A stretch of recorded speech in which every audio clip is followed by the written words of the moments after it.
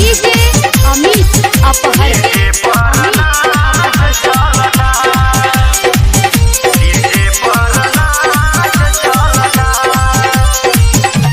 चहला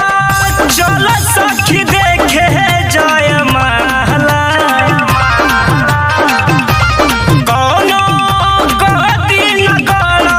पर घोटाला चला चल सखी देखे जय महला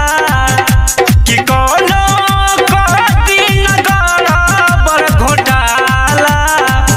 डीजे पर नाच चलता देखी हमके लाइन मारता हमारा सखिया रे डीजे पर नाच चलता। डीजे पर नाच चलता। डीजे अमित अपहर हमारा लागे सट के पूछला सा का नाम तोहार हो मोबाइल के नंबर मंगल से का बा विचार हो का बा विचार हो हमारा लागे सट के पूछला सा का नाम तोहार हो मोबाइल के नंबर मंगल का बा विचार हो कि पूछला से हमारा से अतने फुसलाई के किस खेले भी खींचले हलस हमारा लगे आई के डीजे पर नाच चलता हो देखी हमके लाइन मारता मोर सखिया रे डीजे पर नाच चलता।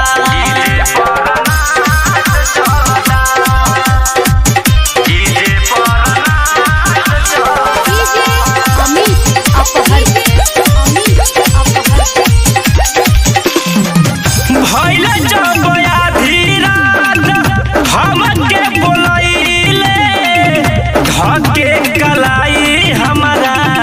लगे सटैले ए सखी भइल जब आधी रात हमके बोलैले धके कलाई हमारा लगे सटैले कि हमसे पूछल से बताव अपन हालिया कि नाही मानल से दीवाना देव धरिया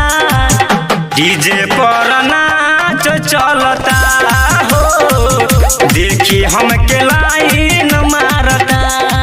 हमारा सखिया रे डीजे पर नाच चलता कि चहला चल सखी देखे जय महला कि कौनो कहती न गला पर घोटाला डीजे पर नाच चलता हो देखी हमके लाइन मारता हमारा सखिया रे डीजे पर नाच चलता मुहना नंबर देले बा फोन न लगाई ए सखी।